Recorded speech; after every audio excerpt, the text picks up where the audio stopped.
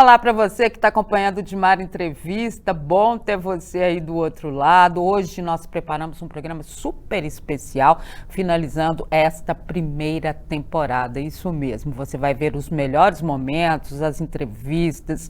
Olha, agradecer aí todo mundo que participou, todos os convidados, e agradecer você também que esteve aí do outro lado com a gente. Vem a nova temporada aí no início do ano, então aproveite hoje os melhores momentos dessa primeira temporada. Eu vou estar junto com você acompanhando. Vamos lá. Ô, Renato, voltando à Copa de 94, a gente falou da Bélgica e Países Baixos, ou Holanda, como queiram, e nesse jogo você deu cartão amarelo para dois jogadores, assim, nada importantes, né? Conta pra gente essa história aí, que essa é ótima. Eu acho que foi o Bergkamp e o Rijkaard, né? É só, né? Só. É. Como é que mas foi, você sabe de uma coisa? Não, mas é até tranquilo. Acho que deve ter sido acho que foi reclamação, no caso, né? Estavam perdendo o jogo para o time da França, perdão, da Holanda. Da Holanda. Era um timaço, né? Um timaço, não dá nem para falar, né? Não, era o Overmars, era o Koeman. O Van der Sar era a reserva daquele time. Só para o pessoal ter uma ideia. O Rijkaard, o Bergkamp, os irmãos De Boer, né? Isso. Os irmãos De Boer, o Frank De Boer, o Ronald De Boer. Um era reserva na época, inclusive. Né? O Frank De Boer era o Ronald De Boer, o Frank era titular. Enfim, mas era um timaço. E todo mundo fala que fez a final antecipada com o Brasil. Né? E aí esse time, na fase classificatória, estava perdendo para a Bélgica. Então, a reclamação acontece, é natural, mas nesse aspecto é mais fácil apitar uma Copa do Mundo do que um Campeonato Brasileiro. Os jogadores todos, eles são avisados, eles são informados, eles são orientados na questão disciplinar, sabe que não há impunidade. Né? O nível técnico e pessoal do jogador é mais elevado também. Né? Então isso tudo facilita nessa questão, seja técnico e principalmente disciplinar. Mas qual é a dificuldade de uma Copa do Mundo? É a pressão. É a pressão de você apitar um jogo que está sendo assistido por 3 bilhões de pessoas. Ou seja, um erro grave é um erro interplanetário. Maior ainda, né? Fica marcado. Né? Mas na questão da direção do jogo em si, ele acaba sendo mais tranquilo. Não tem. Vamos ver hoje, por exemplo. Vocês viram uma decisão de Inglaterra e Alemanha jogando pela Liga das Nações. O árbitro holandês, ótimo, por sinal, já estou final de Champions, está escalado para a Copa do Mundo. Ele foi 2 vezes no monitor para ver a penalidade máxima que o VAR chamou. Ele decidiu em 40 segundos e nenhum jogador saiu atrás dele. Aqui o árbitro faz o sinal que vai para o monitor, vai o jogador titular, reserva, o torcedor invade campo e atrás dele, e fica por isso mesmo. E olha que o protocolo da FIFA estabelece claramente que não pode haver pressão sobre o árbitro, que ninguém pode acompanhar o árbitro até o monitor, que os bancos de reserva, dirigente, treinador tem que ficar fora.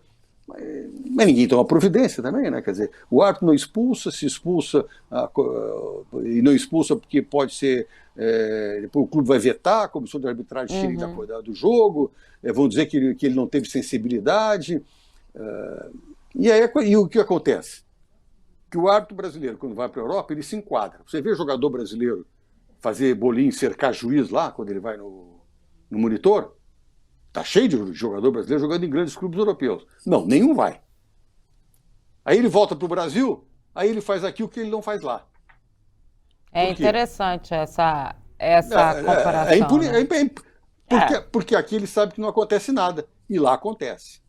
É verdade. Aí eu me lembro que logo que o Thiago Silva chegou na França, jogou 8 anos na França, num jogo lá do Paris Saint-Germain, o árbitro marcou alguma coisa, não sei se foi pênalti, enfim. E ele saiu atrás do árbitro e pegou o árbitro deu um puxãozinho no árbitro pelo braço. Tipo assim, quero falar com você. Quero falar com você. Foi pra rua na hora, tomou 4 jogos de suspensão. Não toca no árbitro. lá não toca. E tomou 4 jogos. Se o jogador faz isso aqui e é expulso, o árbitro é um desatinado. E o jogador é absolvido no tribunal, porque não fez nada demais. É essa mentalidade do coitadismo que existe no Brasil. E talvez isso está envolvido com isso, está embutido na sociedade brasileira, culturalmente. É difícil. E talvez por isso que eles falem assim que o Brasil muda um pouco a história do VAR. Não é que o Brasil mude um pouco a história do VAR, porque o VAR é uma instituição, ou é instituído, as regras são FIFA, né? A questão é, as regras são cumpridas de que forma, né?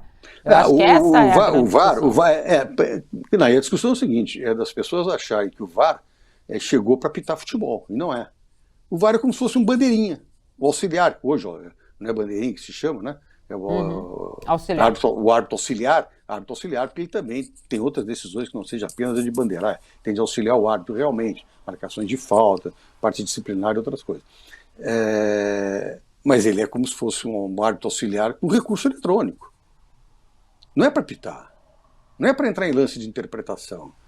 O lance-chave, né, foi o ponto de inflexão da FIFA para começar a utilizar recursos eletrônicos, até pela pressão muito grande da sociedade, do mundo do futebol, de patrocinadores, né, que não queria, que podia tirar a credibilidade da competição, foi aquele gol da Alemanha contra a Inglaterra da Inglaterra contra a Alemanha na Copa de 2010.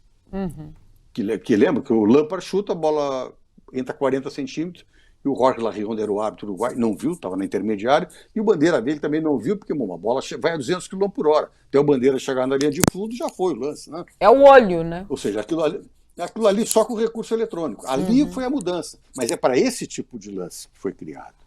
É para o gol do Thierry Henry com a mão contra a Irlanda, que tirou a Irlanda da Copa. É para o gol de mão do Maradona. Né? É para esse tipo de lance que a FIFA criou, a International Board com a FIFA criaram, que faz a regra, a International Board. O VAR. Não é para discutir aquele lance que bate com o biquinho da chuteira no tornozelo do jogador, no lance de interpretação. Você não vê na Europa isso. Você não vê na Premier League, na La Liga, na Bundesliga, mesmo na Itália. Você não vê. O árbitro a 3 metros do lance, você pode achar que foi pênalti. Eles não dão a mínima, deixa o jogo seguir. Por quê? Se o árbitro está ali a 3 metros do lance e não deu, ele tem melhores condições do que eu, que estou numa cabine, e a televisão é fria. A televisão não me dá a sensação do que está acontecendo no campo de jogo. E pior, se bota em zoom, em câmera lenta, superdimensiona o fato. Ou seja, um lance qualquer, comum, em câmera lenta, vira lance para falta de cartão amarelo. De cartão amarelo é para tirar o cara do estádio e fazer BO na delegacia. Que parece um horror. E não é.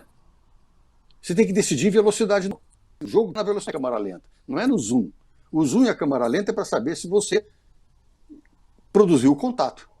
Houve o contato? Houve. Agora, no lance de velocidade normal, você tem que decidir se esse contato foi suficiente para ser uma atitude punível, seja com falta, com pênalti. Falta não, porque tem que ser lance decisivo, tem que ser pênalti. Seja com pênalti, seja com cartão vermelho, ou não. Mas aí tem que ser velocidade normal. Porque é como você vê o lance dentro do campo. Não pode ser pelo zoom e pela câmera lenta. E eu acho que isso, os árbitros brasileiros muito estão deixando de influenciar pelo zoom e pela câmera lenta. O Nelinho defendeu a seleção brasileira em 2 Copas do Mundo, né? A Copa do Mundo de 74, realizada na Alemanha. O Nelinho foi reserva do Zé Maria. E na de 78, disputado na Argentina, ele alternou, como que ele chamava mesmo? Toninho Baiano. Toninho Baiano era um jogador do Flamengo, ele alternava com o Nelinho, mas ele foi protagonista nessa Copa de um dos mais belos gols desse torneio, dessa edição da Copa do Mundo. Eu acho ele belíssimo até hoje, um dos mais belos. Na decisão do 3º lugar, em jogo realizado contra a Itália, aos 19, eu vou narrar, tá? Aos 19 minutos do segundo tempo, pela direita, ele chutou de 3 dedos com a parte externa do pé. Olha que coisa maravilhosa. A bola, que parecia ir para fora, fez uma curva acentuada para a direita, indo parar no canto oposto do goleiro. Sabe quem era o goleiro? Dino Zoff. Que gol, hein? Aquilo ali, algumas pessoas me perguntam, não sei se brincando ou não, se eu quis chutar pro gol mesmo, né? Eu digo, claro que eu quis chutar, porque quando você chega naquela posição e bate na bola do jeito que eu bati, é pro gol. Pode ser que no caminho alguém passe de cabeça, toque na bola, mas o chute foi pro gol, né? Então, e o Dino Zoff, que era considerado um dos maiores goleiros de todos os tempos, né? Eu acredito que naquele momento, quando a bola saiu do meu pé, ela estava em direção ao córner. E ele teve essa percepção, pô, essa bola tá fora. E ele deu ele deu uma relaxada. E quando a bola foi se aproximando, que ela foi fazendo a curva, que ele assustou, quando ele foi já não deu tempo. Eu digo o seguinte, se fosse um goleiro brasileiro, talvez tivesse pego aquela bola, porque já me conhecia. Sim, e sabia que eu chegava dali, eu chutava pro gol daquele jeito. Então o cara ia pro canto, sabe, como quem diz, olha, vai fazer a curva, ela vai chegar no gol. Então ele já ia. Mas como ele não me conhecia, quando ele viu que a bola estava em direção ao gol, já não deu tempo. Esse aí é craque. Caramba, joga muito. Gênio. Simplesmente gênio. Quem disse que você precisa ser craque para mandar bem em campo? Com a Estrela Bet, você joga em todos os esportes e mostra o seu talento. É fácil de jogar e todo mundo pode ganhar. Mostre que você tem estrela. Venha para a Estrela Bet. Jogou, brilhou. Agora, você chegou a conversar com ele depois do jogo? Não. Nunca falaram sobre isso? Não, mas eu tenho um lance muito, muito curioso, que logo após aquela Copa do Mundo, o Cruzeiro excursionou e nós fomos fazer um torneio no campo da Juventus, que era onde ele era o goleiro da Juventus. Sim. E aí nós fomos treinar, eu estava machucado, eu tinha arrebentado o joelho e eu não ia jogar, mas eu fui para o campo, né? O pessoal ia lá treinar.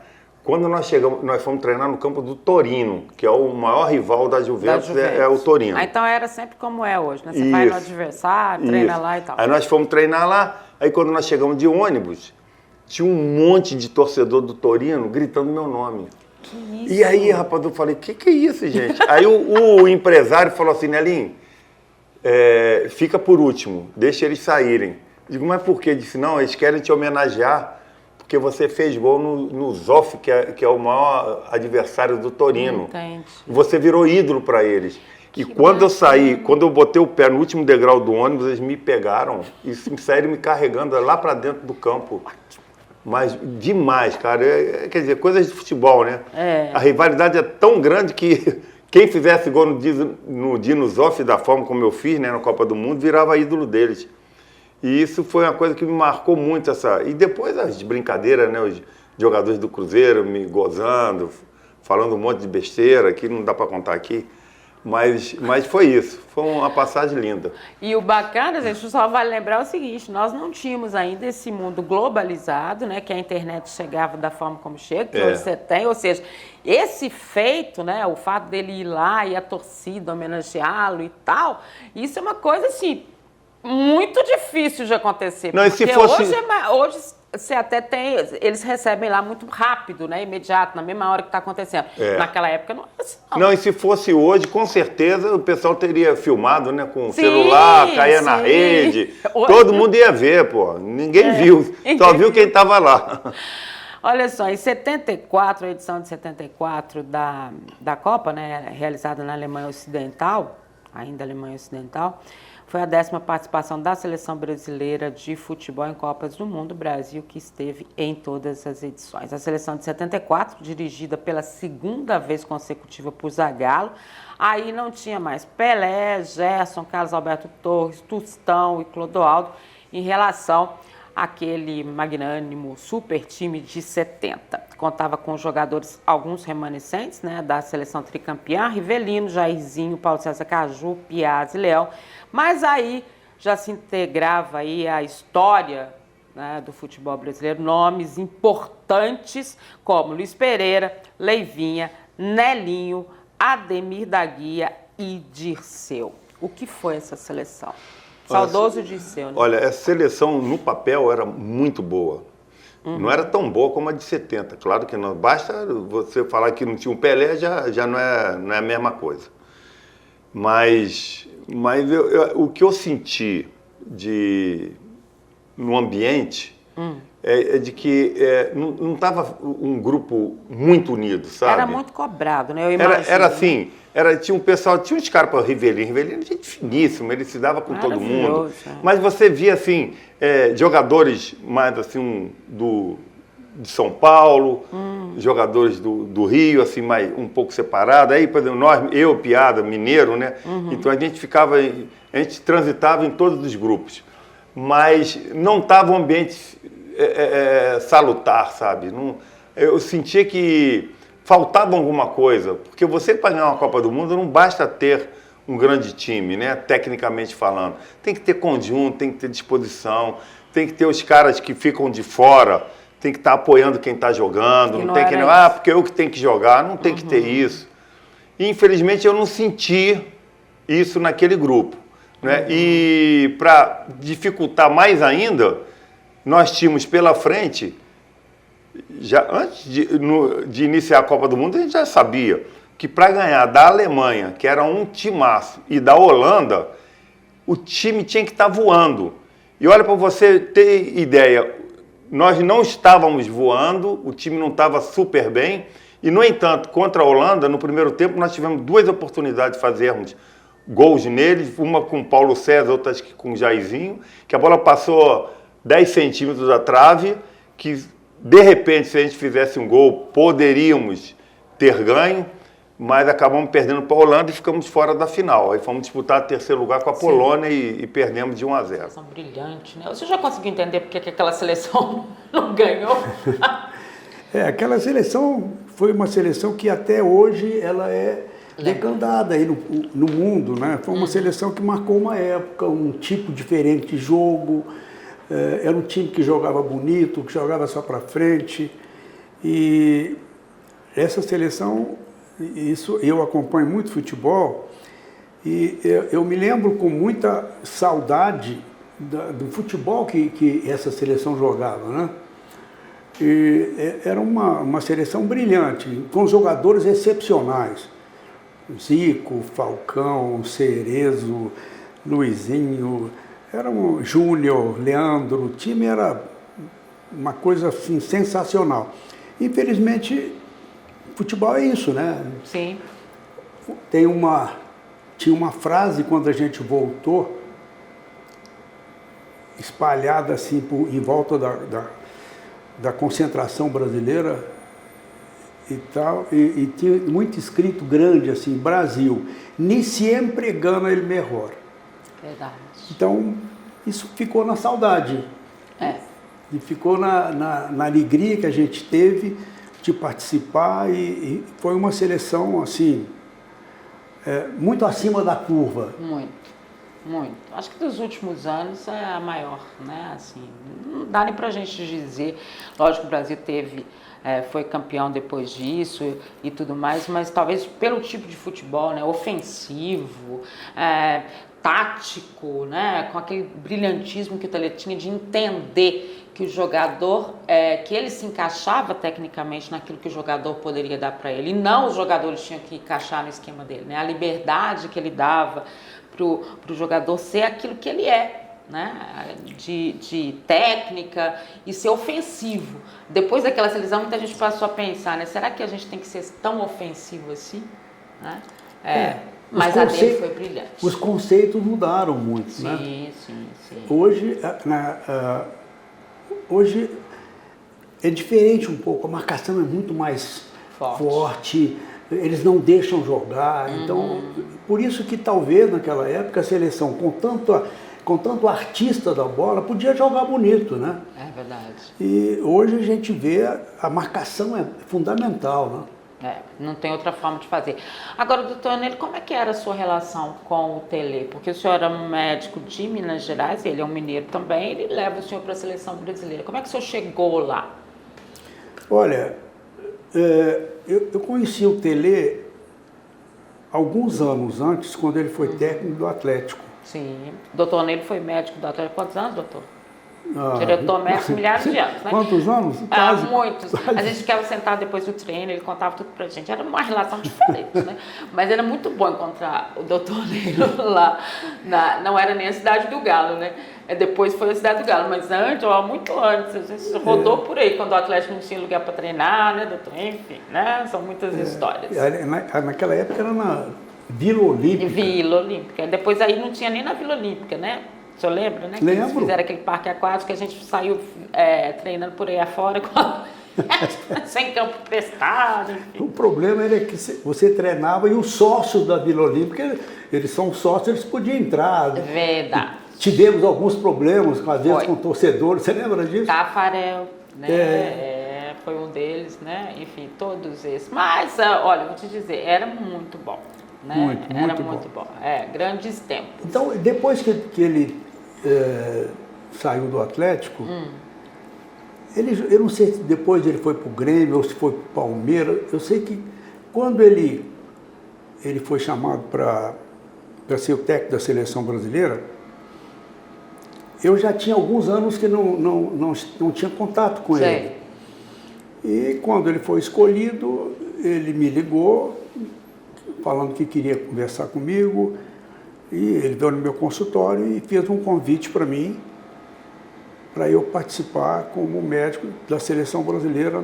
Eu tomei até um susto, porque eu nem esperava isso. E ele falou, olha, eu só entro para a seleção brasileira com a equipe que eu confio. Então, eu estou te fazendo assim um convite, e esse convite vai ser levado por mim na CBF no momento oportuno, claro, para informá-los.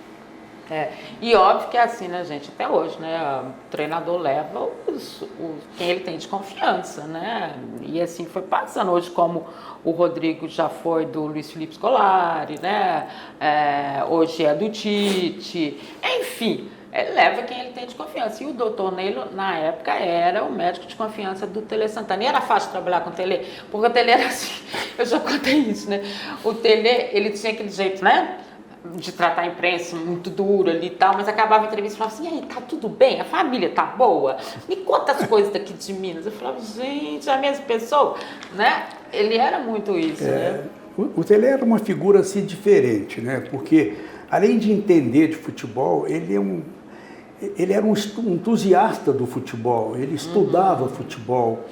Eu me lembro que no Atlético ele chegava na Vila Olímpica, era o primeiro a chegar, começava a olhar grama e marcamos nos lugarzinhos para ver se o gramado ficava do jeito que ele queria. Entendi. E depois eu fiquei sabendo que no São Paulo, depois ele foi para o São Paulo, fazia a mesma coisa, ele morava lá no São Paulo, era o primeiro a chegar, já olhava tudo, ele era muito detalhista. Além disso, era uma pessoa extremamente simpática e tinha um comando do grupo impressionante. Ele foi o maior líder de grupo com quem eu trabalhei. Então, ele era uma pessoa muito rígido, porém muito flexível e muito simpático. E, principalmente, ele era muito justo. Ele não fazia nada de errado. O Tele, eu nunca vi ele fazer uma injustiça com a pessoa ou mesmo com o jogador. Então, ele, na minha opinião, com quem eu trabalhei, eu só tive elogio para ele. E eu pude depois também ficar muito feliz quando ele ganhou o Campeonato do Mundo no São Paulo. Né? Sim, ganhou. Então, o Tele foi um excepcional. Aliás, há um mês atrás, talvez, eu vi num canal de televisão, se não me engano, foi o Sport TV, que fizeram uma enquete, não sei se você viu, para escolher o maior técnico brasileiro de todos os tempos. História. Você viu isso? Vi. E ele foi o primeiro colocado. Se não me engano, o segundo foi o Zagallo, o terceiro, não sei se foi o Tite, eu não me lembro. Eu até liguei para o Renê, filho dele. Falei, Renê, eu estou te ligando porque eu fiquei muito emocionado com o seu pai. E o seu pai realmente era tudo aquilo que eles falaram dele. Então, isso para mim foi uma situação muito feliz pessoalmente para mim, pelo que eu era de amizade com ele, porque a amizade com ele depois foi crescendo. Claro. Então vamos explicar para o pessoal o que é essa metabologia no esporte. Pois é, isso é muito legal você abrir esse espaço para a gente, né? Porque é uma forma de a gente melhorar mais ainda a performance dos treinamentos, dos exercícios, né? Dos atletas, né? E nunca foi assim muito pensado isso, como que a parte hormonal pode ajudar, como o metabolismo pode ajudar na performance, no desempenho, no recovery do atleta, na recuperação do atleta, na diminuição de lesões.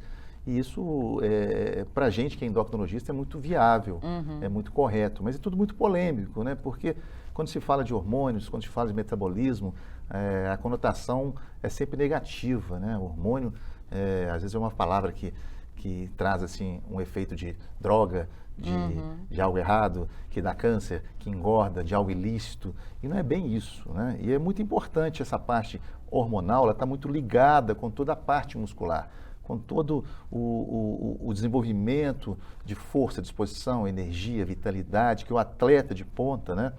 Nós também, mas o atleta de ponta, principalmente dentro de uma Copa do Mundo, precisa ter, né? E a gente, como você bem disse, eu já tinha pensado sobre isso, assim, essa é uma Copa completamente diferente, né? A época do ano é diferente, a umidade é diferente, a temperatura é diferente, a preparação do atleta é diferente, né?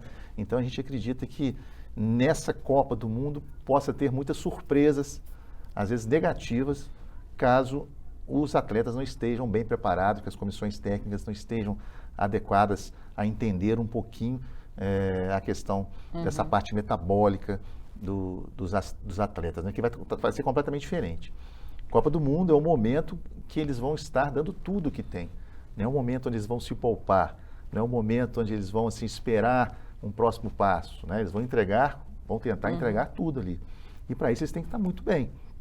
E um jovem, né, começando uma Copa do Mundo dessa, no início de temporada, como vai ser essa Copa do Mundo para os jogadores que são europeus, a gente sabe que estatisticamente o maior número de lesões acontece nas pré-temporadas. O maior número de lesões acontece no início. Por quê, doutor? Por que a gente sempre fala, né, a pré-temporada que a gente chama, né, quando você está o início dos trabalhos, que pra gente aqui no Brasil começa no início do ano mesmo, né? Começa no início do ano é ótimo, mas é exatamente isso. A pré-temporada se inicia quando você volta das férias, que normalmente no início do ano. Diferente para os europeus que fazem esse reinício no meio do ano, né?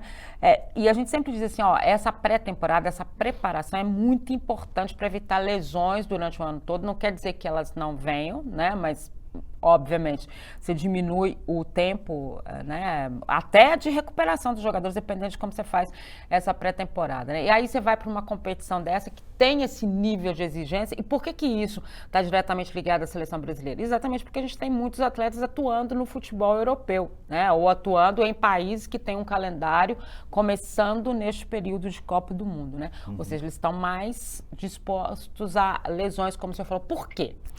Isso aí é muito complexo, mas é fácil de a gente tentar explicar o que acontece, né? Normalmente, mente e corpo, elas não estão muito interligadas no momento. Por exemplo, a gente fala muito hoje que os 60 anos hoje são os novos 50, que os 40 são os novos 30. Isso. Né? Por que a gente não tem atleta profissional com mais de 35, com 40 anos? É raríssimo a gente ver. Porque geralmente a mente, ela está à frente, a mente é mais jovem do que o corpo, né? Então o indivíduo começa a jogar o ano inteiro, igual no futebol aqui, segunda, é na quinta, outro joga na quarta, joga no sábado, é campeonato 1, é campeonato 2, é Copa dos Campeões, é Copa de não sei o quê. Então, assim, a intensidade, o desgaste é muito grande. Chega no final de uma temporada, eles entram em férias, né? Então, por exemplo, aqui no Brasil, um vai pescar, outro vai para o sítio, outro vai para a Europa, outro vai não sei o quê, né? E quando chega no início da temporada, cada um chega de um jeito. Mas a mente deles está sempre pronta. A mente deles está sempre preparada. Porque eu posso fazer isso, eu faço isso, eu já fiz isso. Só que o corpo não está preparado. E aí, começa a pré-temporada, por exemplo, eles começam a selecionar os jogadores. Uns vão treinar com um grupo, outros vão treinar com o outro, de acordo. Porque um engordou Um ganhou, perdeu massa muscular, um está sem condicionamento. Não tem mais facilidade para recuperar essa condição física. Que é o recovery, o o outro não tem, né? Então, assim, mas com 20 e poucos dias, 23 dias de pré-temporada, está todo mundo no mesmo nível. Ponto. Isso é o que acontece normalmente. Nós estamos pegando a Copa do Mundo agora no final do ano, né? Vai ser agora em novembro, a partir, nós estamos na Copa do Mundo, né? Então, assim, final de ano. Então, assim, os jogadores que estão na Europa, eles já terminaram a temporada, e como se estivesse agora entrando numa pré-temporada, correto? Certo. Então, acontece isso, a mente deles está pronta, mas o corpo ainda não está. E quando eles vão ser submetidos a um estresse muito grande, Copa do Mundo é o momento de se entregar, de se doar tudo, eles vão ter liberação de vários hormônios, que são os hormônios do estresse, os hormônios do fight or fly, os hormônios do enfrentamento, que é a adrenalina, que é importantíssimo, né? E o cortisol, que é o hormônio assim que vai dar força, energia, disposição. Só que o cortisol, ele subindo muito rápido, um atleta como esse, sob um estresse muito grande, imagina um primeiro jogo de Copa do Mundo tocando o hino nacional, um estádio, o mundo inteiro assistindo aquilo, o nível de responsabilidade e estresse é muito grande. Então, obviamente, o cortisol e a adrenalina vão subir. Alto. Né? E eles vão estar com a mente pronta. A mente está sempre pronta, a mente não descansa, né, nesse ponto, mas o corpo não está. Então eles vão começar a querer entregar demais, mas o corpo às vezes não acompanha. Então a chance de um estiramento, a chance de se machucar, a chance de uma lesão de ligamento, uma lesão de tornozelo, vai ser muito maior para esses atletas. Então é importante que se atente a isso, né? Foi isso. Essa foi a primeira temporada do Dimar Entrevista e, claro, já te convido para, no início do ano, no início de 2023, acompanhar com a gente os programas novos, a segunda temporada. Aliás, eu quero te fazer um convite. Coloca aqui embaixo, ó, nos comentários do vídeo, quem você gostaria que estivesse aqui com a gente, batesse um papo. Tô querendo sugestões. Então manda aí a sua sugestão, escreve aqui embaixo nos comentários que com certeza eu vou ler todas e tentar trazer todo mundo aqui para conversar com a gente, tá bom? Valeu demais, foi muito bom. Vem aí a segunda temporada e eu te espero. Tchau.